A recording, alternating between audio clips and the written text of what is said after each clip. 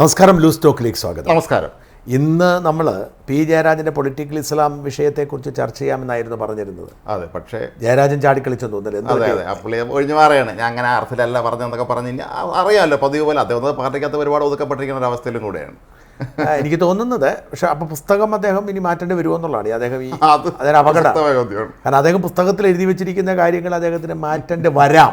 നമ്മൾ വിചാരിക്കുന്നതിനേക്കാൾ സോളിഡാരിറ്റി ഒക്കെ രംഗത്തിറങ്ങി. അതെ, മാത്രമല്ല CPM-നെ സംബന്ധിച്ച് അവരുടെ പ്രധാന രക്ഷാപുരുഷന്മാരാണല്ലോ ഇവരല്ലേ. അതെ, അതുകൊണ്ട് തന്നെ ഇതിനകത്ത് വലിയ ഇടപെടലുണ്ടാവുകയും അദ്ദേഹത്തിൻ്റെ പുസ്തകത്തിലെ പ്രധാനപ്പെട്ട കാര്യങ്ങൾ മാറ്റേണ്ട സാഹചര്യം രൂപപ്പെടുകയും ആവശ്യപ്പെട്ടാൽ അദ്ദേഹം നിർബന്ധനോ പാർട്ടി ആവശ്യപ്പെടും. കാരണം അതിന് മാത്രമുള്ള പ്രഷറുണ്ട്. ഞാൻ ചോദിച്ചത്, ഇപ്പം നമ്മൾ ഈ അൻവർ എന്ന് പറയുന്നൊരു MLA മുഖ്യമന്ത്രിക്കെതിരെ ശബ്ദമുയർത്തുമ്പോൾ രംഗത്തറിയുമ്പോൾ അദ്ദേഹത്തിൻ്റെ ഇടം വലം കൈയായിരിക്കുന്ന ADGP-ക്കെതിരെ പൊളിറ്റിക്സ് സെക്രട്ടറിക്ക് രംഗത്ത് വരുമ്പോൾ പിണറായിക്ക് ഒന്നും ചെയ്യാൻ കഴിയാതിരിക്കുന്നത് സഹായനായിരിക്കണം. ആ അവസ്ഥ എന്ന് പറയുന്നത് ഈ പിന്മാമ്പുറത്തുള്ള വോട്ട് ബാങ്കിൻ്റെ കരുത്താണ്. അതെ, ഉറപ്പല്ല കാര്യം. അത് ഒരു വശത്ത്. മറുവശത്ത് അതിൻ്റെ ഒരു അജണ്ട തുറന്നു കാട്ടിയത് കൊണ്ടാണ് ജയശങ്കറിനെതിരെ ഈ പൊട്ടിത്തെറിച്ചത്. ഇവർ ഈ അടിസ്ഥാനപരമായി ഇതിൻ്റെ പിന്നിലൊരു അജണ്ടയുണ്ട്. ആ അജണ്ടയെ CPM വല്ലാതെ ഭയക്കുന്നുണ്ട്. കാരണം ആ അജണ്ട CPM-ന് അനുകൂലമായാണ് കഴിഞ്ഞ 10 വർഷം പോയത്. അപ്പോൾ ആ അജണ്ട CPM-നെ പിന്തുണച്ച നിശബ്ദ ശക്തികൾ അവരുടെ ചില താല്പര്യങ്ങൾ അമിതമായി സംരക്ഷിക്കാൻ ശ്രമിക്കുന്നു എന്നിടത്താണ് ഈ പ്രശ്നം ഉണ്ടായിരിക്കുന്നത്. അതിന് ആ അജണ്ടയ്ക്കെതിരെയുള്ള ഒരു വെല്ലുവിളിയാണ് ജയരാജൻ്റെ പൊളിറ്റിക്കൽ ഇസ്ലാം എന്ന് പറയുന്നത് പോലും ആ വാക്കുറയിക്കുന്ന സൂക്ഷിച്ചു വേണം. അപ്പോൾ അതുകൊണ്ട് എനിക്ക് തോന്നുന്നില്ല ജയരാജൻ മാത്രമല്ല അവിടുത്തെ പ്രശ്നം കൂടുതൽ സജീവമായി അല്ലേ. നമ്മുടെ ലെബനനിലെ സാഹചര്യം കൂടുതലാണ്. നമ്മൾ ഇന്ന് അതും ചർച്ച ചെയ്യേണ്ടി വരും. കാരണം അത് തുടരുകയാണ്. കാര്യം ഇത് ഇന്നിപ്പോൾ നമുക്ക് മനസ്സിലാക്കുന്ന ഒരു കാര്യം, ഇന്ന് അവിടെ ഇസ്രായേൽ മന്ത്രിസഭ പ്രധാനമന്ത്രി, പ്രതിരോധ മന്ത്രി ഉൾപ്പെടെയുള്ളവർ ഇന്ന് പ്രഖ്യാപനം നടത്തി അവരുടെ സൈന്യം ആ സൈന്യവും വടക്കൻ അതിർത്തിയിലേക്ക് നീങ്ങട്ടെ എന്നാണ്, ഇമ്മീഡിയറ്റായിട്ട് നീങ്ങണമെന്നാണ്. അപ്പോൾ ഈ കഴിഞ്ഞ 2 ദിവസങ്ങളുണ്ടായ അവിടെ നടന്ന ഈ ആക്രമണങ്ങളൊക്കെ തന്നെ ഒരു കർട്ടൻ റൈസറായിട്ട് നോക്കുകയാണെങ്കിൽ കണക്കാക്കാം. എന്തായാലും അവർ ഹിസ്ബുള്ളയെ നേരിട്ട് ആക്രമിക്കാൻ തന്നെ, അത് ലെബനൻ ആക്രമിക്കാൻ തന്നെയാണ് ഇസ്രായേൽ തീരുമാനിച്ചത് എന്ന് നമ്മളിപ്പോൾ അനുമാനിക്കേണ്ടി വരും. അതിന് തൊട്ട് മുമ്പ് ശത്രുവിനെ നിർവീര്യനാക്കുക എന്നുള്ള, അല്ലെങ്കിൽ ഭയപ്പെടുത്തുക എന്നുള്ളൊരു ദൗത്യമാണ് അവർ ചെയ്തത്. അത് ഭംഗിയായിട്ട് അവർ നിറവേറ്റുകയും ചെയ്തു. ഇവിടെ നമ്മൾ 2 കാര്യങ്ങൾ ശ്രദ്ധിക്കണം. ഈ 1 വർഷമാവുകയാണ് യുദ്ധം തുടങ്ങിയത്. ഒക്ടോബർ 7-ാം തീയതി. അന്ന് മുതലേ ദ്വിമുഖം എന്നുള്ളൊരു കൺസെപ്റ്റ് ഉണ്ടായിരുന്നു. വടക്ക് ഹിസ്ബുള്ളയുമായും തെക്ക് ഗാസയിൽ ഹമാസുമായി എന്നുള്ള തരത്തിലേക്ക്. പക്ഷേ ഒരിക്കൽ പോലും ഹിസ്ബുള്ള നേരിട്ടുള്ള യുദ്ധത്തിന് ഇറങ്ങിയില്ല. നേരെ മറിച്ച് അവർ കുറേ മിസൈലുകൾ അടിച്ചു, നിരന്തരം ദിവസം റോക്കറ്റ് 100 അയക്കും. അതായിരുന്നു. പക്ഷെ അതിപ്പം വലിയ കാര്യമായിട്ടൊന്നും കേൾക്കുന്നില്ലായിരുന്നു. അല്ല, മാത്രമല്ല ഇവരിങ്ങനെ അയച്ചുകൊണ്ടിരിക്കുന്നത് അവർ അയൺഡോം തടയും. ഇതിൽ ഇസ്രായേൽ നേരിട്ട് പ്രതിസന്ധി എന്താണെന്ന് വെച്ചാൽ, ഈ തടയുമ്പോൾ ഇത് തകർന്ന് വീഴുമല്ലോ. ഇത് ഇസ്രായേലിൽ ഏതെങ്കിലും ഒരു പിന്നെ പ്രദേശത്തോ വനത്തിലോ വരെ വീഴും, അവിടെ മുഴുവൻ തീപിടുത്തം ഉണ്ടാവും. വൻതോതിൽ പല സ്ഥലങ്ങളിലും ജനവാസ മേഖലയിൽ പോലും ചിലർക്ക് തീപിടുത്തം ഉണ്ടായിട്ടുണ്ട്. അതൊക്കെ തന്നെ ശരിക്കും ഇസ്രായേലിനെ പ്രകോപിപ്പിക്കാൻ വേണ്ടി ചെയ്യുന്നതാണ്. കാരണം അവർക്കറിയാം ഇസ്രായേലിനെ അങ്ങനെയൊന്നും ആക്രമിക്കാൻ പറ്റില്ല, അയൺഡോം സംവിധാനം ഉണ്ടെന്നുള്ളത് അവർക്കറിയാം. പക്ഷേ ഇത് സ്ഥിരമായി ഹിസ്ബുള്ള ഈ പരിപാടി തുടരുന്നത് കൊണ്ട് തന്നെ ഇടയ്ക്കിടയ്ക്ക് ഇസ്രായേൽ ശക്തമായ തിരിച്ചടി ഹിസ്ബുള്ളയ്ക്ക് നൽകുകയും ചെയ്യുന്നുണ്ടായിരുന്നു. എനിക്കൊന്ന് ഏതാണ്ട് 70,000-ഓളം ആളുകൾ അവിടുന്ന് മാറി താമസിച്ചിരിക്കാൻ തോന്നുന്നു ഇസ്രായേലിൻ്റെ. അപ്പോൾ അവരെ തിരിച്ചു. അപ്പോൾ ഞാൻ ഇന്ന് കണ്ട ഒരു സ്റ്റേറ്റ്മെൻറ്റ് നെതന്യാഹുവിൻ്റെ സ്റ്റേറ്റ്മെൻറ്റാണ്. നെതന്യാഹു പറഞ്ഞത്, ഞാൻ അന്നേ പറഞ്ഞിരുന്നു നിങ്ങൾക്ക് നിങ്ങളുടെ നാട്ടിലേക്ക് തിരിച്ചു പോകാമെന്ന് പറഞ്ഞിരുന്നു എന്ന് പറയുന്നുണ്ട്. അപ്പം പരസ്യമായി ഇവരിത് സമ്മതിക്കുന്നില്ലെങ്കിലും രഹസ്യമായി ഇവരത് എൻജോയ് ചെയ്യുന്നുണ്ട്. അതുകൊണ്ടാണല്ലോ പണ്ടേ ഞാൻ പറഞ്ഞല്ലോ അതാണിപ്പോൾ സംഭവിക്കുന്നതെന്ന് പറയുമ്പോൾ ഞങ്ങളാണ് അവിടെ അറ്റാക്ക് ചെയ്തതെന്ന് പറയുന്നില്ല, എന്നാൽ ഞാൻ പറഞ്ഞതാണ് നടക്കുന്നതെന്ന് പറയുകയും ചെയ്തു. ഈ മറ്റേ പുള്ളിക്കാരനല്ലോ, മറ്റേ പ്രതിരോധ മന്ത്രി യവ് ഗാലന്റ് അഭിനന്ദിച്ചു മൊസാദിനെയും നേവിയെയും ആർമിയെയും. പക്ഷേ എന്തിൻ്റെ പേരിലാണെന്ന് പറഞ്ഞില്ല. കൃത്യമായ ലക്ഷ്യത്തിൽ കൊണ്ടു നമ്മൾ ഉന്നയിച്ചത് തന്നെ, നമ്മൾ ആഗ്രഹിച്ചത് തന്നെ നടന്നു എന്ന് പറയുന്നുണ്ട്. പക്ഷെ എന്താന്ന് പറയുന്നില്ല. യവ് ഗാലന്റിനെ മാറ്റാൻ നീക്കം നടക്കുന്നു കഴിഞ്ഞ ദിവസങ്ങളിലൊക്കെ വലിയ വാർത്തയായിരുന്നു. പക്ഷേ ഇപ്പം തന്നെ 2 ദിവസം കൊണ്ട് അതിനെക്കുറിച്ച് ഒന്നും പറയുന്നതുമില്ല. അല്ല, ഇപ്പം ഇനി മാറ്റിയ അബദ്ധമാണത്. ഇത് യുദ്ധ സാഹചര്യം തന്നെയാണ്, അതായത് ഒരു സമ്പൂർണ്ണ യുദ്ധം. ഇപ്പം നമ്മൾ മനസ്സിലാക്കേണ്ട കാര്യം എന്താണെന്ന് വെച്ചാൽ, ഈ ഹമാസിനെതിരെയുള്ള യുദ്ധം നമുക്കൊരു യുദ്ധം എന്ന് പറയാൻ പറ്റത്തില്ല. തീവ്രവാദ സംഘടനയാണല്ലോ. അതല്ല, അങ്ങനെയല്ല. അതായത് അവർ രഹസ്യമായുള്ള അറ്റാക്ക് ചെയ്യുന്നത്. അപ്പം ഇവർക്ക് നേരിട്ട് ശത്രുവില്ല. ഇവർ ശത്രു എന്ന് ഊഹിച്ച് കുറച്ച് പേര് അറ്റാക്ക് ചെയ്യുവാണ്. അതുകൊണ്ടാണ് 40,000-ത്തിലധികം പാവപ്പെട്ട മനുഷ്യർ കൊല്ലപ്പെട്ടത്. പക്ഷേ ഹിസ്ബുള്ളയെ ആക്രമിക്കുമ്പം വ്യത്യാസമാണ്. കാരണം ഹിസ്ബുള്ളയെ ആക്രമിക്കുമ്പോൾ അവർക്ക് കൃത്യം ഹിസ്ബുള്ളയുടെ താവളങ്ങളെ ആക്രമിക്കാൻ പറ്റും. ഹിസ്ബുള്ള ഞാൻ ചോദിക്കേണ്ടത്, അവർ ഈ എത്ര എളുപ്പത്തിലാണ് അവർ ഐഡൻറ്റിഫൈ ചെയ്തത് ഈ പറയുന്ന പേജർ വഴിയും വാക്കി ടോക്കി വഴിയും. വല്ലാത്ത സംഭവം, എൻ്റെ സങ്കല്പിക്കാൻ എപ്പോഴും പറ്റുന്നില്ല. സാധാരണക്കാർക്ക് വാക്കി ടോക്കി എടുക്കേണ്ട കാര്യമില്ലല്ലോ. ഇപ്പം നിങ്ങൾ വാക്കി ടോക്കി എടുത്തിട്ടുണ്ടോ? നമ്മൾ വാക്കി ടോക്കി എടുത്തിട്ടുണ്ടോ? അപ്പോൾ ഇവരെല്ലാം കയ്യിൽ വാക്കി ടോക്കി ഇതെല്ലാം വാക്കി ടോക്കി ഉണ്ട്, പേജറുണ്ട് എന്നുള്ള തരത്തിൽ ഈ ആക്രമണത്തിൻ്റെ വിശദാംശങ്ങളൊന്നുകൂടെ പറഞ്ഞാൽ നമ്മൾ ആദ്യം പേജറിൻ്റേത് നമ്മൾ കഴിഞ്ഞു, നമ്മൾ ചർച്ച ചെയ്തു. കഴിഞ്ഞ ദിവസം നടന്നത്, രണ്ടാമത്തെ ദിവസം ഇന്നലെ നടന്നത് അവിടെ സംസ്കാര ചടങ്ങുകൾ, ഇവരെയൊക്കെ ഈ മരിച്ചവരുടെ സംസ്കാര ചടങ്ങ് നടക്കുന്നതിൻ്റെ ഇടയിലാണ് വളരെ പെട്ടെന്ന് ഈ പൊട്ടിത്തെറി തുടങ്ങിയത്. അപ്പം ഇപ്പോൾ ഈ ആംബുലൻസിൽ ഡെഡ് ബോഡികൾ കൊണ്ടുവരുന്നുണ്ടായിരുന്നു ആ ഭാഗത്തേക്ക്. ഈ ആംബുലൻസിൽ തന്നെ പലതും കത്തിപ്പോയി എന്നാണ്. അപ്പോൾ ജനങ്ങളാകെ ഭയന്നു. പക്ഷേ പിന്നീട് സംഭവിച്ചത് ഭീകരമായ കാഴ്ചയായിരുന്നു എന്നാണ് പറഞ്ഞത്. ഇതിനേക്കാളും ഈ പേജർ ഈ പൊട്ടിത്തെറിച്ച് മരിച്ചതിനേക്കാളും ഭീകരമായ ദൃശ്യങ്ങളാണ് അവിടെ കണ്ടതെന്നാണ്. കാരണം ഇത് വാക്കിട്ടോക്കി കുറച്ച് വലിയ ഉപകരണമാണല്ലോ. അപ്പോൾ അതിൻ്റെ ഒരു അറ്റാക്ക് എന്ന് പറയുമ്പോൾ വല്ലാത്ത അറ്റാക്കായിരുന്നു. മാത്രമല്ല വ്യാപകമായ തോതിൽ അവിടെ ഇന്നലെ ഈ സോഷ്യൽ മീഡിയ ഗ്രൂപ്പുകൾ, വാട്സപ്പ് ഗ്രൂപ്പുകളിലൊക്കെ തന്നെ ഈ വ്യാജ സന്ദേശങ്ങൾ പ്രചരിച്ചിരുന്നു. നിങ്ങളെ കയ്യിലിരിക്കുന്ന മൊബൈൽ സൂക്ഷിച്ചോ, നിങ്ങളെ ഇരിക്കുന്ന വീട്ടിലിരിക്കുന്ന ഫ്രിഡ്ജ് പൊട്ടിത്തെറിക്കുമോ എന്നൊക്കെ പറഞ്ഞിങ്ങനെ. അപ്പോൾ ജനങ്ങൾ ശരിക്കും പരിഭ്രാന്തരായി ഇന്നലത്തെ ഒരു ദിവസം. ഈ വല്ലാത്തൊരവസ്ഥയാണ്. ഞാൻ ഇന്ന് ചില വാർത്തകൾ വായിക്കുമ്പോൾ, വിദേശ മാധ്യമങ്ങൾ വല്ലാതെ ഞാൻ നോക്കുമ്പോൾ ലെബനനിലെ അവസ്ഥയെന്ന് പറഞ്ഞാൽ വല്ലാത്തൊരവസ്ഥയാണ്. അതായത് ഒന്ന്, ഇവർക്ക് ഇത്രയും പേരെ ട്രീറ്റ് ചെയ്യാനുള്ള സൗകര്യമില്ല. ആയിരങ്ങളുണ്ടല്ലോ, ആയിരങ്ങളുണ്ട്. ആദ്യത്തെ ദിവസം തന്നെ 3000 പേരാണ് പരിക്കേറ്റത്. ഈ പേജറിൽ വാക്കി ടോക്കിയിലും പരിക്കേറ്റിട്ടുണ്ട് ഏതാണ്ട് 1000-ഓളം പേര്. നമ്മൾ ചെയ്ത ഒരു സ്റ്റോറി തന്നെ അതിൽ ഡെയിലി മെയിലിൽ പറയുന്നുണ്ട്. അവിടുത്തെ ഒരു പ്രാദേശിക ലേഖകം പറഞ്ഞു, അദ്ദേഹം ആശുപത്രി ചെല്ലുമ്പോൾ കാണുന്ന കാഴ്ച ഒരു മനുഷ്യൻ്റെ മുഖത്ത് മാംസമില്ല, അസ്ഥി മാത്രമേ ഉള്ളൂ. എന്നിട്ട് ആ മനുഷ്യൻ ബോധത്തോടെ, ബോധമുണ്ട് ആ മനുഷ്യന്, വേദന കൊണ്ട് ആ മനുഷ്യൻ പൊളയാണെന്ന് പറഞ്ഞു, മുഖത്ത് മാംസമില്ല. അതുപോലെ കണ്ണുകളൊക്കെ ചാടിപ്പോകുന്നു പലരുടെ. 500-ലധികം പേർക്ക് കാഴ്ച നഷ്ടപ്പെട്ടു എന്നാണ് ഇന്നത്തെ പ്രാഥമിക വിവരം. അത് ഒരുപക്ഷെ ഇതിൻ്റെ ഒരു ലക്ഷ്യം അതായിരുന്നിരിക്കണം അല്ലേ? കാരണം ഈ ചെവി വെച്ചും ഇതെല്ലാം ന്യൂയോർക്ക് ടൈംസിൽ ഒരു വാർത്തയുണ്ട്, ഒരു അച്ഛനും മകനും കാറിൽ യാത്രയുണ്ട്. അപ്പോൾ മകൻ ഹിസ്ബുള്ള ആയിരുന്നിരിക്കാം. ഈ പേജർ ശബ്ദിച്ചു, അയാൾ ഇതെടുത്തിങ്ങനെ ഓൺ ചെയ്യുന്നത് കണ്ടുള്ള കൈ പറന്നു പോയി എന്ന്. അയാൾ ആ എടുത്ത കൈ പറന്ന് വണ്ടി പുറത്തേക്ക് പോയി എന്നാണ്. അപ്പോൾ ഇവിടെ നമ്മൾ ഇവരെ ആദ്യത്തെ ദിവസം അവർ പേജർ ആക്രമണം നടന്നു. അതിൻ്റെ വാർത്ത കെട്ടടങ്ങുന്നതിന് മുൻപ് ഇവർ നമ്മുടെ വാക്കി ടോക്കി, പോക്കറ്റ് റേഡിയോ ഉണ്ട്, ഇത് മറ്റേ ഇതുണ്ട്, സൂര്യ ഇതുണ്ടല്ലോ, സോളാർ പാനലുകളുണ്ട്. അതുപോലെ തന്നെ ഈ ബയോമെട്രിക് ഫിംഗർ പ്രിൻ്റ് ഡിവൈസ് ഭയങ്കരമല്ലേ? അതായത് ഫിംഗർ പ്രിൻ്റ് അങ്ങോട്ട് വെക്കുമ്പോഴേ പൊട്ടിത്തെറിക്കുക. അപ്പോൾ ഇതിൽ നിന്ന് നമ്മൾ മനസ്സിലാക്കേണ്ടത് ഏത് ഇലക്ട്രോണിക് ഉപകരണങ്ങളെയും ഇവർക്ക് ഇത് ഉപയോഗിക്കാം. ഇപ്പോൾ തേപ്പോട്ടിയോ അല്ലെങ്കിൽ ടി വിയോ മൊബൈൽ ഫോണൊക്കെ ഉപയോഗിക്കുക. വലുതുമാണ്, വലുതാണ്. ഇപ്പോൾ ടി വി ഒക്കെ ആണെങ്കിൽ ഒരു വീട് മുഴുവൻ തകർക്കാം. ടി വി ആണെന്ന് വെച്ചോളൂ. ഇപ്പോൾ നമ്മൾ വീഡിയോ ചെയ്യുന്ന നമ്മൾ ഇന്നലെ വീഡിയോ ചെയ്തതിന് ശേഷം ഒരുപാട് പേര് ഇതിൻ്റെ ഈ കൈനറ്റിക് എനർജിയെക്കുറിച്ചും ഫിസിക്സിനെ കുറിച്ചൊക്കെ എനിക്ക് മെസ്സേജ് ഇട്ടു. അപ്പം അത് കേട്ടിട്ട് നമുക്ക് മനസ്സിലാവുന്നില്ല. അപ്പോൾ ഈ IT മേഖലയിലുള്ളവരാണ്. അപ്പം നമുക്ക് മനസ്സിലാക്കാൻ പറ്റുന്ന കാര്യം, ഇവർക്ക് ഇതിനെല്ലാം കൺവേർട്ട് ചെയ്യാൻ പറ്റുമെങ്കിൽ, ഇപ്പോൾ പേജറിനെ കൺവേർട്ട് ചെയ്തു, വോക്കി ടോക്കി ചെയ്തു, സോളാർ പാനലിനെ ചെയ്തു, ഫിംഗർ പ്രിൻറ്റ് ഡിവൈസിനെ ചെയ്തു, അങ്ങനെയെങ്കിൽ ഇവർക്ക് മൊബൈൽ ഫോൺ ചെയ്യാൻ പ്രയാസമാവത്തില്ല, ഒരു ബുദ്ധിമുട്ടുമില്ല.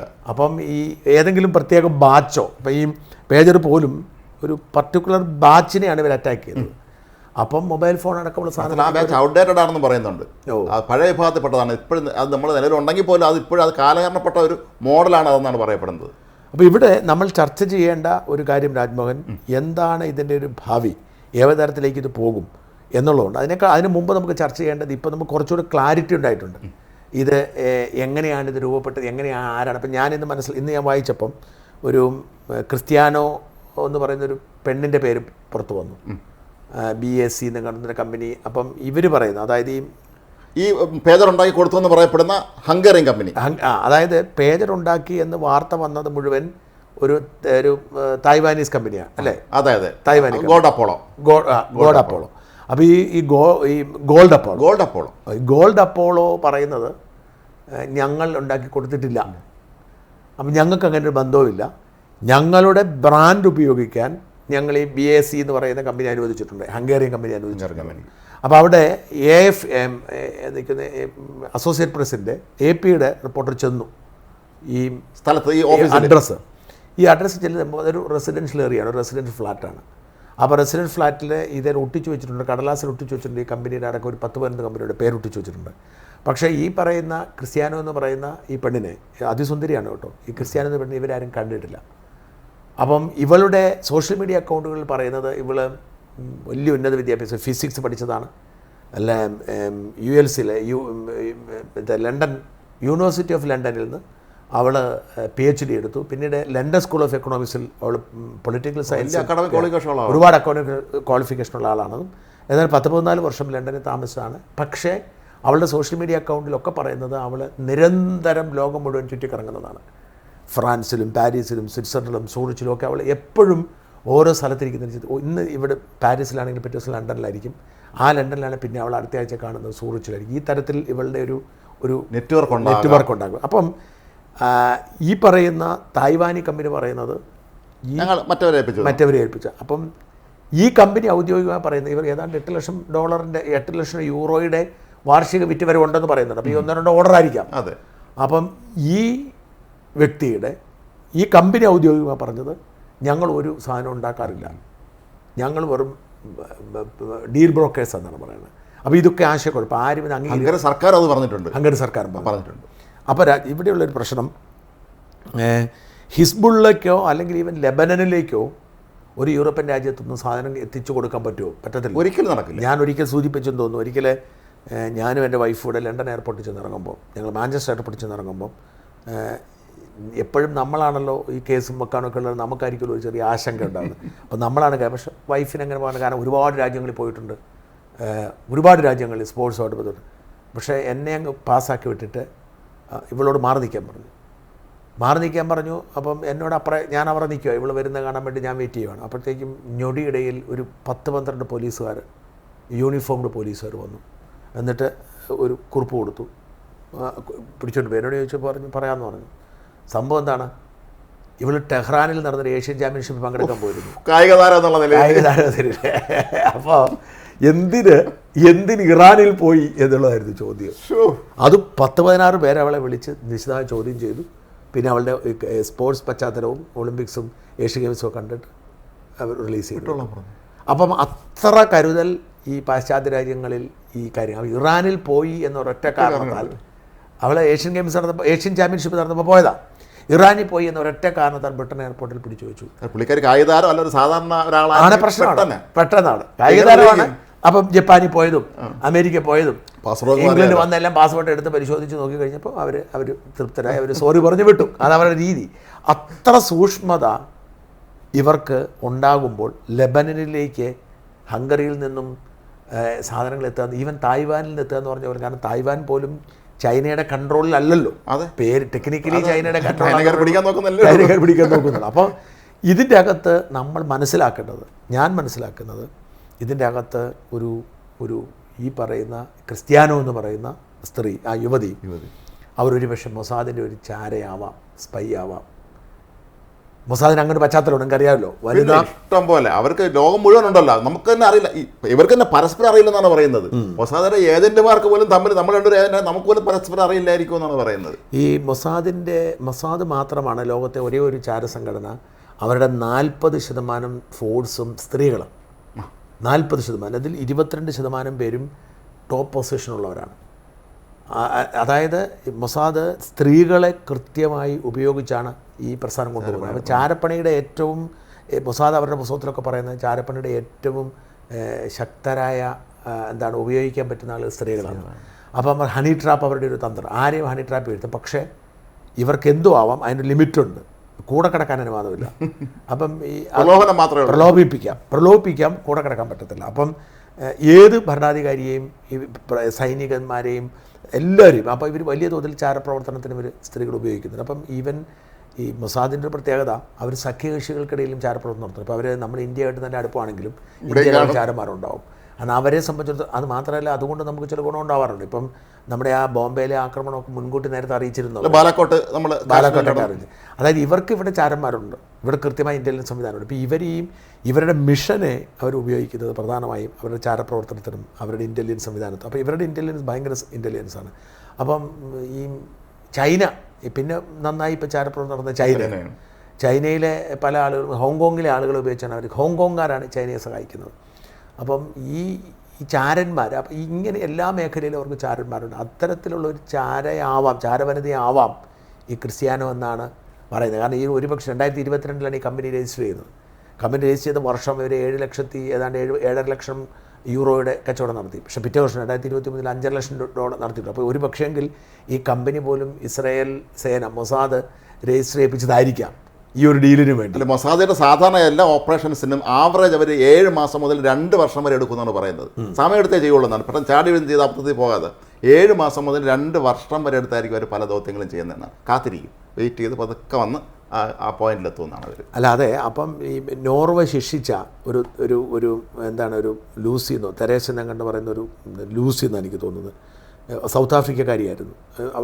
ഇപ്പോഴും സൗത്ത് ആഫ്രിക്കക്കാരിയായിരുന്നു. സൗത്ത് ആഫ്രിക്കയിൽ നിന്ന് അവർ ജീവിച്ചിരിക്കുമ്പോൾ ഒരിക്കൽ 1960കളുടെ മധ്യേ ഈ സൗത്ത് ആഫ്രിക്കയിലെ വെള്ളക്കാരുടെ വംശീയാക്രമണം കണ്ട് മനമെടുത്തിട്ട് അവർ ഫാദർ ജൂ ആയിരുന്നു.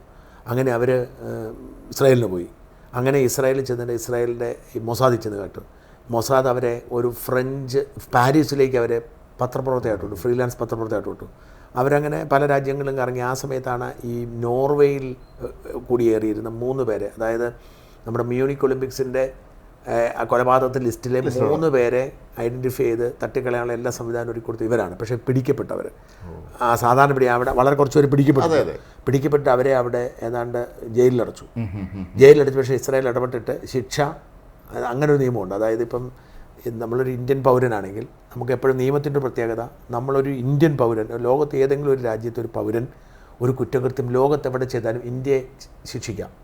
ഇപ്പം നിങ്ങളിപ്പോൾ ഇന്ത്യൻ പൗരനാണ്, നിങ്ങൾ അമേരിക്ക ചെയ്താലും ഇന്ത്യയിൽ ജയിലിലടയ്ക്കാം. അതേസമയം നമ്മൾ ഒരു വിദേശ പൗരനാണെങ്കിൽ നമുക്ക് ചെയ്യുന്ന സ്ഥലത്ത്, ഇപ്പം ഞാനിപ്പം അമേരിക്കയിൽ ഞാനൊരു കുറ്റകൃത്യം ചെയ്താൽ എനിക്കിവിടെ എന്നെ ശിക്ഷിക്കാം, അമേരിക്കയ്ക്ക് ശിക്ഷിക്കാം. പക്ഷേ അമേരിക്കക്കാർക്ക് എന്നെ മറ്റൊരിടത്ത് ശിക്ഷിക്കാൻ പറ്റത്തില്ല. അത് അതാണ് പൗരൻ, സ്വന്തം രാജ്യത്തെ പറ്റത്തുള്ളൂ. അപ്പോൾ ഈ പശ്ചാത്തലത്തിൽ മറ്റൊരു നിയമമുള്ളത്, ഒരു വിദേശ പൗരൻ ഒരു രാജ്യത്തെ കുറ്റകൃത്യത്തിൽ ഏർപ്പെട്ടാൽ ആ രാജ്യത്തേക്ക് വേണമെങ്കിൽ ഇവരെ നാട് കടത്താം. ഇപ്പം ഒരു മലയാളിയെ അമേരിക്കയിൽ ഒരു ജീവപര്യന്തം തടവിന് വിധിച്ചെന്ന് വെച്ചോളൂ. അപ്പം നമ്മൾ ഇടപെട്ടാൽ ഇയാളെ ഇന്ത്യയിലേക്ക് ഡിപ്പോർട്ട് ചെയ്യും, ഇന്ത്യൻ ജയിലിൽ അടച്ചോളാം. അങ്ങനെ വകുപ്പുണ്ട്. അപ്പം ഈ വകുപ്പ് ഉപയോഗിച്ചുകൊണ്ട് ഇസ്രായേൽ അവരെ കൊണ്ടുവന്നു തിരിച്ച്. അങ്ങനെ അവർ കൊണ്ടുവന്നിട്ട് ഇസ്രായേൽ അവർ പിന്നെ ശിക്ഷിച്ചൊന്നുമില്ല, അവർ ശിക്ഷിക്കും. അവരപ്പം തന്നെ അത് അവിടെ നിന്ന് വിചാരണ റിലീസ് ചെയ്തിട്ട് അവരുടെ പ്രതിമ ഒരു ഇസ്രായേൽ നഗരത്തിലുണ്ടെന്ന് പറഞ്ഞ് ചെയ്ത സേവനങ്ങൾക്ക്. അപ്പം ഇത്തരത്തിൽ അവർ വലിയ കരുതലോടുകൂടി അവരുടെ ഹീറോകളായിട്ടാണ് അവർ ഏജന്റുമാരെ കാണുന്നത്. ഇസ്രായേലിൻ്റെ നിലനിൽപ്പിൻ്റെ തന്നെ ഏറ്റവും വലിയ അടിത്തറ എന്ന് പറയുന്നത് മൊസാദിൻ്റെ 49 തുടങ്ങിയ അന്ന് മുതൽ അവരുടെ ഒരുപാട് പുസ്തകങ്ങളുണ്ട്, ഒരുപാട് അനുഭവങ്ങളുണ്ട്. പൊതുവെ ആരും പുറത്ത് പറയാറില്ല. 3 സ്ത്രീകൾ അവരുടെ ആത്മകഥ എഴുതിയിരുന്നു. അത് കുറച്ച് വിവാദമായിരുന്നു. അപ്പം ഇത്തരമൊരു പശ്ചാത്തലമൊക്കെ ഉള്ളതുകൊണ്ട് ഞാൻ കരുതുന്നത് ഈ പറയുന്ന ഈ ക്രിസ്ത്യാനോ എന്ന് പറയുന്ന ബുഡാപെസ്റ്റിലെ സ്ത്രീ അവർ ഡെഫിനറ്റ്ലി ഇവർ തന്നെ ഇസ്രായേൽ തന്നെ സെറ്റ് ചെയ്തതായിരിക്കും, ഇസ്രായേൽ തന്നെ സെർവ് ചെയ്ത്. അപ്പോൾ അതുകൊണ്ടാണ് ഇനി നമ്മൾ അടുത്ത ചോദ്യം ബാക്കിയാവുന്നത്, ഇത് എവിടം വരെ പോകും, ഇതെവിടം വരെ പോകും, ഇത് ഇവരുടെ. കാരണം നമ്മളിപ്പം 2 ദിവസം നമ്മളിപ്പോൾ ചർച്ച ചെയ്തുകൊണ്ടിരിക്കുമ്പോൾ ഒരു പക്ഷേങ്കിൽ അവിടെ സ്ഫോടനം നടന്നു കാണും. ഇന്നലെ ഇതായിരുന്നു ഏകദേശം നമ്മൾ ഈ സമയത്താണ് ഇവിടുത്തെ സമയം വെച്ച് നോക്കുന്നതാണ് അവിടുത്തെ സമയത്താണ് നടന്നുകൊണ്ടിരുന്നത്. അപ്പം എനിക്ക് തോന്നുന്നത് ഇവരതിൽ അവസാനിപ്പിക്കത്തില്ല. കാരണം അവരിത് വലിയ മുന്നൊരുക്കത്തോടു കൂടി ചെയ്തു. കാരണം ഇവിടെ നമ്മൾ മനസ്സിലാക്കേണ്ട കാര്യം, ഇസ്രായേലിനെ ഇല്ലാതാക്കുക എന്ന ലക്ഷ്യത്തിൽ പ്രവർത്തിക്കുന്ന രാജ്യമാണ് ഇറാൻ. ഇറാൻ്റെ ഭീകര സംഘടനയാണ് ഹിസ്ബുള്ളയും. ഹൂത്തികൾക്ക് പ്രത്യേകിച്ചൊന്നും ചെയ്യാൻ പറ്റുന്നത് ചെങ്കടലിലേക്ക് പോകാൻ പറ്റില്ല, അവിടെ അമേരിക്കയുടെ യുദ്ധക്കപ്പൽ നിരന്ന് കിടക്കുക. അപ്പോൾ പിന്നെ ഹിസ്ബുള്ളയാണ് കുറച്ചുകൂടെ പ്ലാൻഡായിട്ട് അറ്റാക്ക് ചെയ്തുകൊണ്ടിരിക്കുന്നത്. ഈ ഹിസ്ബുള്ളയുടെ മേൽ കയറി ഇവർ അറ്റാക്ക് ചെയ്യുമ്പോൾ മറുഭാഗത്ത് എപ്പോഴും നമ്മൾ ശ്രദ്ധിക്കുന്ന കാര്യം, ഹമാസ് പ്രത്യക്ഷത്തിൽ യുദ്ധരംഗത്തില്ല, അവർ തീർന്ന് ഒതുങ്ങിയിരിക്കുവാണ്. ഹമാസിനെ പൂർണ്ണമായും തീർക്കാൻ പറ്റുന്നത് ഹമാസ് ഇപ്പോൾ ഏകപക്ഷീയമായ യുദ്ധമാണ് നടക്കുന്നത്. അപ്പോൾ ആകപ്പാടെ യുദ്ധം നടക്കുന്നത് ഈ പറയുന്ന ഹിസ്ബുള്ളയുടെ ഭാഗം. അതെ. അപ്പോൾ ഹിസ്ബുള്ളയെ അവരെ പപ്പും പൂടയും പറിച്ച് ഇല്ലാതാക്കാൻ തീരുമാനിച്ചിരിക്കുക. അന്ന് ഹിസ്ബുള്ളയെ തീരുന്നതോടുകൂടി ഈ ഭയപ്പെട്ടു പോകും ഇറാന് നേരിട്ട് യുദ്ധം ചെയ്യാനുള്ള കപ്പാസിറ്റി ഇല്ലല്ലോ. അതാണ് ഇസ്മായിൽ ഹനിയ വധിക്കപ്പെട്ടതിൻ്റെ അന്ന് തന്നെ ഞങ്ങൾ യുദ്ധം ചെയ്യുമെന്ന് പറഞ്ഞല്ലോ ഇസ്രായേലിനെതിരെ. എന്ത് സംഭവിച്ചു നാളെ അറിയായില്ലേ. അപ്പോൾ അവിടെയാണ് നമ്മളിതിൻ്റെ ഒരു ഗൗരവം മനസ്സിലാക്കേണ്ടത്.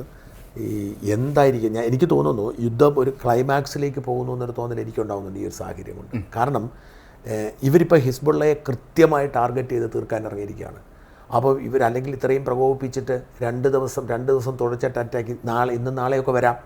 ഒരുപക്ഷെ മൊബൈൽ ഫോൺ. അത് മാത്രമല്ല, ഇവിടെ ഉണ്ടായിരിക്കുന്ന ഒരു വലിയ തന്ത്രപരമായൊരു വിജയം എന്താണെന്ന് വെച്ചാൽ ഈ ലെബനനിലുള്ള സകല മനുഷ്യരും ഭയക്കുകയാണ്. ലെബനനായിരുന്നു ഈ ഭീകരവാദികളുടെ ഒരു സൈക്കോളജിക്കൽ വാറാണ് നടത്തിയത്. സൈക്കോളജിക്കൽ വാർ. മനുഷ്യൻ മാനസികമായി തളർന്നു തകർന്നു. കാരണം ഇപ്പം ഇന്ന് കിട്ടിയ വാർത്ത അവരുടെ എല്ലാ സാധനങ്ങളും വെളിയിൽ കളയാവുന്നത്. ഒരു ദൂരെ അറിയണം മൊബൈൽ ഫോൺ. ഇതെല്ലാം ഈ മെസ്സേജുകളും വരുന്നുണ്ട്. നിങ്ങളെ വീട്ടിലെ മൊബൈൽ ഫോൺ ഇപ്പോൾ പൊട്ടിത്തെറിക്കും, ഫ്രിഡ്ജ് പൊട്ടിത്തെറിക്കുന്ന ഇപ്പോൾ മെസ്സേജുകളും വരുന്നുണ്ട്. ആൾ പേടിച്ചെല്ലാം ദൂരെ അറിയണം. ആ ഫ്രിഡ്ജ് പോലും ഉപയോഗിക്കും പേടിയ ജനങ്ങൾക്ക്. കാരണം എന്തും ഉപയോഗിക്കാം, എന്തും പൊട്ടിത്തെറിക്കാം.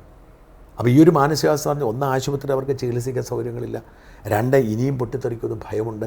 അപ്പോൾ ഇവർ എല്ലാ കമ്മ്യൂണിക്കേഷനും നിർത്തിവെക്കേണ്ട ഗതികേടില്ല. കാരണം ഈ അടുപ്പിച്ച് 2 വന്നതോടെ എല്ലാ കമ്മ്യൂണിക്കേഷൻ നിർത്തിവെക്കണം. വോക്കി ടോക്കി ആയിരുന്നു, പേജർ കഴിഞ്ഞാൽ മറ്റൊരു മൊബൈലിനെ അവർക്ക് ഒട്ടും വിശ്വാസമില്ല. അപ്പോൾ ഇവർ നേരിടുന്നൊരു പ്രതിസന്ധി എന്ന് വെച്ചാൽ, ഒന്ന് ഇവരുടെ ഈ പറയുന്ന അറ്റാക്കിലൂടെ ഒരുമാതിരി തന്ത്രപരമായി കാര്യങ്ങൾ ചെയ്ത് എല്ലാവരും പരിക്കേറ്റിട്ടുണ്ട്. ഒന്നുകിൽ കണ്ണു പോയിട്ടുണ്ട്, അല്ലെങ്കിൽ കാല് പോയിട്ടുണ്ട്.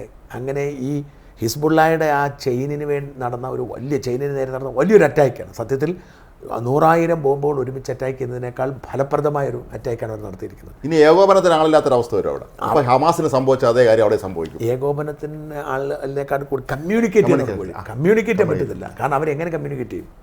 ഇവർക്ക് ഈ ലെബനീസ് സർക്കാരിൻ്റെ ബലമായിരുന്നു ഇവരുടെ ബലം. അപ്പോൾ അതുകൊണ്ട് ലെബനീസ് സർക്കാരിൻ്റെ അറിവോടുകൂടി തന്നെയാണ് ഇവർ ഈ സംവിധാനം ഉപയോഗിച്ചുകൊണ്ടിരുന്നത്. പക്ഷേ ഇവർക്കിപ്പം ഈ യഥാർത്ഥത്തിലുള്ള ടെലിഫോൺ ലൈനുകളും മൊബൈൽ ലൈനുകളും ഒക്കെ മൊസാദിൻ്റെ കസ്റ്റഡി തന്നെ ആയിരിക്കും കൃത്യമായി. അതുകൊണ്ടാണല്ലോ നിങ്ങൾ ഇന്നലെ പറഞ്ഞത് ഇവർ തമ്മിൽ കമ്മ്യൂണിക്കേഷൻ കേട്ടിട്ടാണ് നേരത്തെ പൊട്ടിച്ചെന്നാണ് പറയുന്നത്, അല്ലേ? മാത്രമല്ല, കഴിഞ്ഞ ദിവസം ആരോ സോഷ്യൽ മീഡിയ ഇട്ടിരിക്കുകയായിരുന്നു, ഈ അന്തരീക്ഷം നിറഞ്ഞ ശബ്ദങ്ങളുണ്ടല്ലോ, ഇത് പിടിച്ചെടുക്കാനുള്ള എന്തൊരു സംവിധാനം ഇസ്രായേലിനുണ്ടെന്നാണ്. എനിക്കറിയില്ല അതിനെക്കുറിച്ച്. ഒരാൾ ഇട്ടിരുന്നു. ഈ ശബ്ദങ്ങൾ, നമ്മൾ ഈ പറഞ്ഞ ശബ്ദങ്ങളൊക്കെ തന്നെ അന്തരീക്ഷം നീക്കി വന്നു. അത് പിടിച്ചെടുക്കാനുള്ള സംവിധാനം ഇസ്രായേലുണ്ടെന്ന് പറയുന്നത് അത് എത്രത്തോളം യാഥാർത്ഥ്യമാണെന്ന് അത് സാധ്യമായിരിക്കും. അത് അത്ഭുതപ്പെടേണ്ട കാര്യമില്ല. നമ്മളിപ്പോൾ ഈ ആപ്പിൾ ഫോണുള്ള ആളുകൾ അല്ലെങ്കിൽ നമ്മൾ ഗൂഗിളൊക്കെ ഇപ്പോൾ ചെയ്യുന്നപ്പോൾ നമ്മുടെ വീട്ടിൽ, ഇപ്പോൾ അമേരിക്കയിലെ ആളുകളൊക്കെ എന്നോട് പലരും പറഞ്ഞ കാര്യം, ഇപ്പോൾ നമ്മുടെ വീട്ടിൽ ഇപ്പോൾ നമ്മൾ സംസാരിച്ചുകൊണ്ടിരിക്കുമ്പോൾ, നമ്മളിപ്പോൾ രണ്ടുപേരും സംസാരിച്ചുകൊണ്ടിരിക്കുക, നമ്മുടെ ഫോൺ ഇപ്പം മാറ്റി വെച്ചിരിക്കുന്നൊരു കുഴപ്പം, നമ്മുടെ ഫോൺ നമ്മുടെ അടുത്തിരിക്കുവാണെങ്കിൽ ഈ ഫോണിനറിയാം നമ്മളെന്താ സംസാരിക്കുന്നതാണ്. ഈ ഫോണിനായി AI-യുടെ ഒരു പ്രത്യേകതയാണ്. അപ്പോൾ അതിനെങ്ങനെ തിരിച്ചറിയുന്നതെന്ന് വെച്ചാൽ, നമ്മുടെ ഇൻട്രസ്റ്റ്, പണ്ടൊക്കെ നമ്മളൊരു ഗൂഗിളിൽ പോയി ഒരു സാധനം സെർച്ച് ചെയ്യുവാണെങ്കിൽ, നമ്മളിപ്പോൾ എന്തെങ്കിലും ഒരു പർട്ടിക്കുലർ സാധനം സെർച്ച് ചെയ്യുകയാണെങ്കിൽ അതിപ്പോഴും അങ്ങനെ തന്നെയാണ്. ആ ആൽഗോരിതം അതുമായി ബന്ധപ്പെട്ട പ്രോഡക്റ്റുകളുടെ പരസ്യമാണ് കാണിച്ചുകൊണ്ടിരിക്കുന്നത്. നമ്മളെന്താണ് സെർച്ച് ചെയ്യുന്നത്? നമ്മളിപ്പോൾ ക്രെഡിറ്റ് കാർഡ് എടുക്കാൻ വേണ്ടി ശ്രമിക്കുകയാണെങ്കിൽ പിന്നെ നമുക്ക് കാണിക്കുന്ന പരസ്യം ക്രെഡിറ്റ് കാർഡിൻ്റെ ആയിരിക്കും. അത് നമ്മൾ വാഹനം വാങ്ങാനാണെങ്കിൽ വാഹനത്തിൻ്റെ ആയിരിക്കും. അതുപോലെ തന്നെ നമ്മളിപ്പോൾ യൂട്യൂബിലോ അല്ലെങ്കിൽ മറ്റേതെങ്കിലും ഒരു സംവിധാനത്തിലോ നമ്മൾ എന്താണോ സെർച്ച് ചെയ്യുന്നത് ആ ടേസ്റ്റാണ് നമ്മുടേതെന്ന് തിരിച്ചറിഞ്ഞ് ആ ടൈപ്പ് സാധനങ്ങൾ, ഇതും പൊതുവെയുള്ള രീതിയാണ്. അപ്പം ഇതങ്ങനെയല്ല, നമ്മൾ സംസാരിക്കുന്നത് പോലും തിരിച്ചറിഞ്ഞിട്ട് നമ്മളിപ്പം ഏത് ഫോണാണ് മേടിക്കേണ്ടത്, അപ്പം ആപ്പിളാണ് എന്ന് പറയുകയാണെങ്കിൽ ആപ്പിളിൻ്റെ അത്തരത്തിൽ അപ്പം തന്നെ നമ്മൾ സംസാരിക്കുന്ന വിഷയവുമായി ബന്ധപ്പെട്ട പരസ്യങ്ങൾ പിന്നെ നമ്മൾ ഇതിന് പരിശോധിക്കും വരുന്നതാണ്. നമുക്ക് തോന്നാറുണ്ട് സോഷ്യൽ മീഡിയ നോക്കുമ്പോൾ. അപ്പോൾ അത്തരം സാങ്കേതികവിദ്യ വളർന്നു വന്നപ്പം ഇതൊന്നും അമേരിക്കയ്ക്ക് ഇസ്രായേലിന് ചാരപ്രവർത്തിക്കുന്ന വിഷയമേ അല്ല, നിസ്സാരമായിട്ട് അവർക്ക് ചെയ്യാൻ പറ്റും. അപ്പോൾ ഇവിടെ നമ്മൾ ഗൗരവത്തോടെ കാണേണ്ട കാര്യം എന്താണെന്ന് വെച്ച് കഴിഞ്ഞാൽ, ഇവരുടെ പ്രതിസന്ധി നിസ്സാരമല്ല. അതായത് ഇവരുടെ ശരിക്കും പറഞ്ഞാൽ ഇവർ അടിവേരിളക്കുക ചെയ്ത് ഈ ബോംബാക്രമണത്തിലൂടെ ഈ ഹമാസിൻ്റെ നേതാക്കന്മാരടക്കം, ഹമാസിൻ്റെ നമുക്ക് ലിസ്റ്റൊന്നും പുറത്ത് വന്നിട്ടില്ല. ഒരുപക്ഷെ ഹമാസിൻ്റെ നസ്രള്ളയുടെ അവസ്ഥ അറിയാൻ പറ്റത്തില്ലല്ലോ. ഇപ്പം ഇറാൻ അംബാസഡറെ കണ്ടുപോയെങ്കിൽ ഇറാൻ്റെ ബെയ്റൂട്ട് അംബാസഡറെ കണ്ടുപോയിരിക്കുന്നു. അപ്പം നസ്രള്ളയ്ക്ക് പോയെന്ന് വരാം. മാത്രമല്ല നസ്രള്ള ഇനി പ്രസ്താവന നടത്തിയിട്ടില്ല, മിണ്ടിയിട്ടില്ല. അത് പ്രസക്തമായ ചോദ്യമാണത്. അപ്പം ഈ പറയുന്ന അറ്റാക്ക് ഉണ്ടായിക്കഴിയുമ്പോൾ ഇവരിനി എങ്ങനെ കമ്മ്യൂണിക്കേറ്റ് ചെയ്യുന്നൊരു വലിയ ഗൗരവമായ വിഷയം. കാരണം ഇവർക്കൊരിക്കലും ഇവരുടെ മുമ്പിലുള്ള കമ്മ്യൂണിക്കേഷൻ വഴികളെല്ലാം അടച്ചുകൊണ്ടിരിക്കുകയാണ്. ഇപ്പം ഈ ഹമാസിന് നേതാവിന് വെള്ളിയിറങ്ങാൻ കഴിയാത്ത അതേ സാഹചര്യമാണ്. അവിടെ കമ്മ്യൂണിക്കേറ്റ് പറ്റില്ല, അവിടെ ഏകോപിക്കാൻ ആരുമില്ല. അപ്പം ഇയാൾക്ക് പിന്നെ നമ്മുടെ യാഹ്യ സിൻവർ എന്തെങ്കിലും പറയുകയാണെങ്കിൽ കടലാസിൽ എഴുതി കൊടുത്തേക്കുന്നുണ്ട്. അത് യാതൊരു ഗ്യാരണ്ടി ഇല്ല അവിടെ എത്തുമെന്നുള്ളത്. വഴിയിൽ ഇസ്രായേൽ സൈന്യം കണ്ടാൽ പിടിക്കൂലേ. അപ്പം അങ്ങനെ അവരും കൺഫ്യൂഷനിലാണ്. അതേ അവസ്ഥ ഇവിടെ എത്തി. അതുകൊണ്ട് ഇവർക്കുണ്ടാവുന്ന ഒരു പ്രശ്നം എന്ന് വെച്ചാൽ കമ്മ്യൂണിക്കേറ്റ് ചെയ്യാൻ പറ്റത്തില്ല. എങ്ങനെ ഇവരെ സംബന്ധിച്ചോളം ഇവർക്ക് ഫണ്ട് നൽകുന്നതും ഇവരെ വളർത്തുന്നതും ഇറാനാണ്. ഇറാനുമായി കമ്മ്യൂണിക്കേറ്റ് ചെയ്യാൻ പറ്റുന്ന സാഹചര്യമുണ്ട്. അത് മാത്രമല്ല, ഇറാൻ മിണ്ടുന്നില്ല, ശ്രദ്ധിക്കേണ്ട കാര്യമാണ്. കാരണം ഇറാനാണ് ഹിസ്ബുള്ളയുടെ ബലം.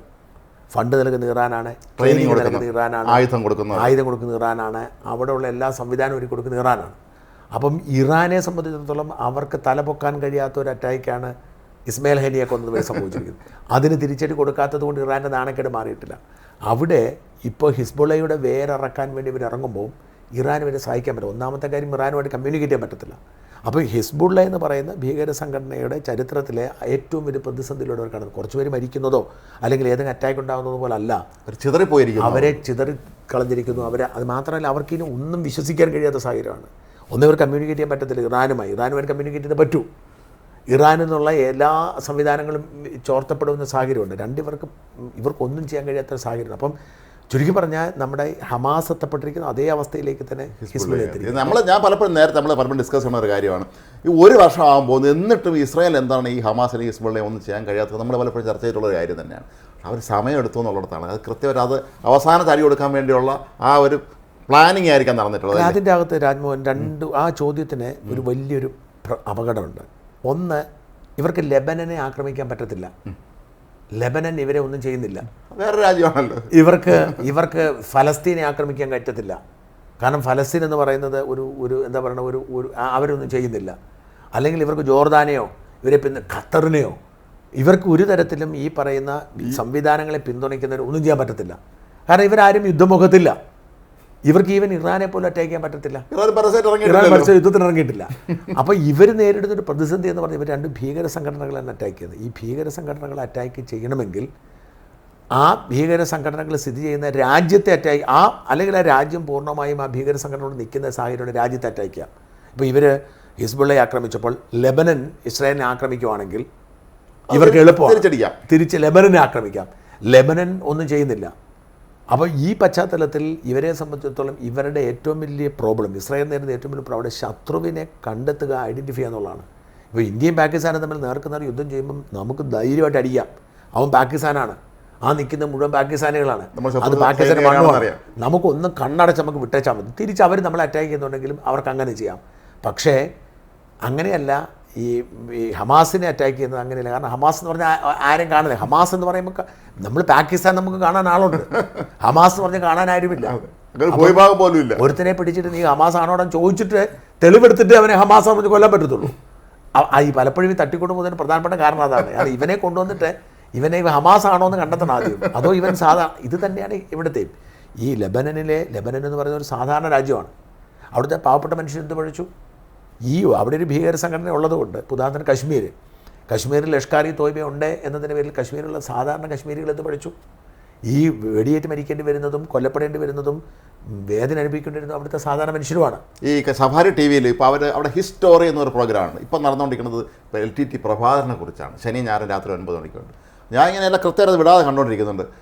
നമ്മൾ ഞെട്ടിപ്പോൾ എത്ര ക്രൂരതയാണ് അവരവിടെ കാണിച്ചിട്ടുള്ളത്. സാധാരണക്കാരായ ജനങ്ങളുടെ അടുത്ത്, ഈ പാവപ്പെട്ട മനുഷ്യരുടെ അടുത്ത്. ഈ നമുക്ക് ഇന്ത്യക്കാരാണെന്നുള്ളതുകൊണ്ട് ശരിക്കും പറഞ്ഞാൽ മനസ്സുണ്ടെങ്കിലും നമുക്ക് LTT കുറച്ചൊരു അനുഭവം നമുക്ക് പലപ്പോഴും തോന്നിയിട്ടുണ്ട്. പക്ഷേ ഇത് കാണുമ്പോൾ ഉണ്ടല്ലോ എത്ര ക്രൂരകൃത്യങ്ങളാണ് അവർ ചെയ്യുന്നത്. യാതൊരു മനുഷ്യത്വമില്ലാത്ത രീതിയിലാണ് സ്വന്തം ജനങ്ങളോട് അവർ കാണിച്ചിട്ടുള്ളത്. ഇങ്ങനെ പറഞ്ഞതുകൊണ്ടാണ് രാജീവ് ഗാന്ധിക്ക് ജീവൻ പോയത്. സൂക്ഷിച്ചോ, പ്രഭാകരൻ മരിച്ചെങ്കിലും ആത്മാവുണ്ടെന്നാണ് പറയുന്നത്. അപ്പം ഇവർ ഈ LTT ഇത് തന്നത്തെ ഒരു ഭീകര പ്രസ്ഥാനമായിരുന്നു. അവർക്ക് നാനാഭാഗത്തു നിന്നും അവർ സാമ്പത്തിക സഹായം എല്ലാം ഉണ്ടായിരുന്നു, എല്ലാ സംവിധാനവും ഉണ്ടായിരുന്നു. അപ്പം ഇവിടെ ഞാൻ പറഞ്ഞു വരുന്നത് ഈ ഹിസ്ബുള്ളയുടെ അടിവേര് അക്ഷരാർത്ഥത്തിൽ മാന്തിയിട്ടുണ്ട്. അത് അവരെ ഇനിയിപ്പോൾ അടുത്ത ഘട്ടം എന്ന് പറയുന്നത് ഇത് പൂർണ്ണമായും ഇല്ലാതാക്കുകയാണ്. പൂർണ്ണമായും ഇല്ലാതാക്കണമെന്നുണ്ടെങ്കിൽ ഇസ്രായേലിനെ സംബന്ധിച്ചിടത്തോളം അവരെ അറ്റാക്ക് ചെയ്യണം. ഇപ്പം ഇവർ ഈ ലെബനനെ പ്രകോപിപ്പിച്ചു, ഇറാനെ പ്രകോപിപ്പിച്ചു, പക്ഷെ ഇവരാരും അറ്റാക്ക് ചെയ്യുന്നില്ല. ഇവരാരെങ്കിലും അറ്റാക്ക് ചെയ്താൽ മാത്രമേ പൂർത്തിയാക്കാൻ പറ്റൂ. അപ്പം ലെബനൻ അറ്റാക്ക് ചെയ്യാൻ സിറിയ അറ്റാക്ക് ചെയ്യുക, അല്ലെങ്കിൽ ഇറാൻ അറ്റാക്ക്. ഈ 3 രാജ്യങ്ങൾ അറ്റാക്ക് ചെയ്താൽ മാത്രമേ ഇവർക്ക് യുദ്ധം പൂർണ്ണമാക്കാൻ പറ്റും. അപ്പം ജോർദാനും നമ്മൾ ശ്രദ്ധിക്കുന്ന കാര്യം, ജോർദാനും ഈജിപ്തും പോലും ഇതിലൊന്നും മിണ്ടുന്നില്ല. അല്ല, അവരൊരിക്കലും പ്രകോപിപ്പിക്കുന്നില്ല. അവരൊരിക്കലും ഈ വിഷയത്തിലൊന്നും ഒരു അഭിപ്രായവും ശ്രമിച്ചിട്ടുള്ളൂ. അപ്പോൾ ജോർദാനും ഈജിപ്തിനെ സംബന്ധിച്ചിടത്തോളം അവരുടെ അയൽവക്കത്ത് നടക്കുന്ന ഒരു തർക്കം എന്ന നിലയിൽ ഇതൊന്ന് തീർന്നു കിട്ടണമെന്നേ ഉള്ളൂ. അപ്പോൾ അവിടെയാണ് ഇസ്രായേൽ നേരിടുന്ന പ്രതിസന്ധി. അവരെ സംബന്ധിച്ചിടത്തോളം അവർക്ക് ശത്രുക്കളില്ല, അവരെ ആക്രമിക്കുക. അപ്പോൾ അതുകൊണ്ടാണ് അവർ അടുത്ത സ്റ്റെപ്പ് എന്ന നിലയിൽ ഹിസ്ബുള്ളയുടെ വേരറുത്തു. ഇനിയിപ്പം 1-2 സ്ഫോടനം കൂടി ഉണ്ടായിക്കഴിഞ്ഞാൽ ഹിസ്ബുള്ളയ്ക്ക് ഒന്നും ചെയ്യാൻ വയ്യാത്ത സാഹചര്യം ഉണ്ടാവും. ഇവിടെ അവർക്ക് ഹിസ്ബുള്ളയ്ക്ക് പിന്മാറേണ്ടി വരും. ഇറാൻ പിന്മാറുന്ന സാഹചര്യം ഉണ്ടാവും. ഇറാൻ പേടിച്ച് പിന്മാറിയാൽ പിന്നെ എന്ത് ചെയ്യും? ഇറാൻ ഇവരെ നേടാനുള്ള സ്ഥിതിയൊന്നും ഇല്ലല്ലോ. ഇല്ല, ഒരിക്കലും ഇല്ല. അവർക്ക് നേരെ നല്ല യുദ്ധമാനം പോലും കയ്യിലില്ല. അത്ര അവസ്ഥയിലാണ്. എന്ന് മാത്രമല്ല ഇവര് ഇസ്രായേൽ ഒരു രക്ഷയില്ല. കാത്ത് ഇവർക്ക് ആഭ്യന്തര പ്രശ്നമുണ്ട്. ഈ തടവുകാരെ തിരിച്ചു കൊണ്ടാത്ത പ്രശ്നമുണ്ട്, വലിയ പ്രശ്നമുണ്ട് അത്. അപ്പോൾ ഈ കൊമേനിയെ പോയി തട്ടിക്കളഞ്ഞപ്പോൾ അത്ഭുതപ്പെടേണ്ടതില്ല. ഇറാൻ പ്രസിഡന്റിന്റെ മരണം അപകടത്തിന് പിന്നിൽ ഹെലികോപ്റ്റർ അപകടത്തിന് പിന്നിലും ഇസ്രായേൽ ആണോ എന്ന് പറയാൻ പറ്റില്ല. കാരണം അവർ സമ്മതിക്കാത്തായിരിക്കാം. അപ്പം ഈ ഖൊമേനിക്ക് പോലും ഒരു പേടി തട്ടിയിട്ടുണ്ടാവും. കാരണം ഈ തെഹ്റാനിൽ കയറി ഇസ്മായിൽ ഹാനിയെ കൊല്ലാമെങ്കിൽ പിന്നെ ഖൊമേനിയെ കൊല്ലാനാണോ? അല്ല, അന്ന് യുദ്ധം പ്രഖ്യാപിച്ച തൊട്ട് പിന്നാലെ തന്നെ പ്രസിഡന്റ് പെഷസ്കാൻ എന്ന് പറഞ്ഞു എന്നാണ്, നമ്മൾ യുദ്ധം ചെയ്യേണ്ട, അത് അബദ്ധമായി പോകും, നമ്മൾ അവരെ ഏറ്റുമുട്ടാൻ പറ്റില്ല എന്നുള്ള കാര്യം. അപ്പം ഈ ഒരു സാഹചര്യത്തിൽ ഇവിടെ വളരെ പ്രധാനപ്പെട്ട കാര്യം എന്ന് വെച്ചാൽ ഇസ്രായേലിന് തോക്കാൻ പറ്റത്തില്ല. ഇസ്രായേലിനെ സംബന്ധിച്ചിടത്തോളം അവരുടെ തോൽവി എന്ന് പറയുന്നത് അവരുടെ നിലനിൽപ്പിൻ്റെ പ്രശ്നമാണ്. അപ്പോൾ ഇവർക്ക് ഒക്ടോബർ 7 അവിടെ കടന്നു കയറിയത് തന്നെ അവർക്ക് വലിയ ക്ഷീണമായി. അവിടെ കാരണം ഇസ്രായേലിലെ പൗരന്മാരുടെ ഒരു പ്രത്യേകത, നമ്മൾ പലരും ശ്രദ്ധിക്കാത്ത ഇസ്രായേൽ പൗരന്മാരുടെ പ്രത്യേകത എന്ന് വെച്ചാൽ, ഇപ്പം നമ്മൾ ഇന്ത്യക്കാരായത് ഇന്ത്യയിൽ ജനിച്ചതുകൊണ്ടാണ്. അതുകൊണ്ടാണ് നമ്മൾ ഇന്ത്യക്കാരായത്. നമ്മുടെ മുമ്പിൽ വേറെ വഴിയൊന്നുമില്ല, ഇന്ത്യയിൽ ജീവിക്കാനേ പറ്റത്തുള്ളൂ. ഇപ്പോൾ അതുകൊണ്ടാണ് ഈ അന്തംഗമ്മികളും ഈ മറ്റേ പൊളിറ്റിക്കൽ ഇസ്ലാമിസ്റ്റുകളൊക്കെ ഇവിടെ ജീവിക്കുന്നത്, വേറെ നിവൃത്തിയില്ലാത്തതുകൊണ്ടാണ്.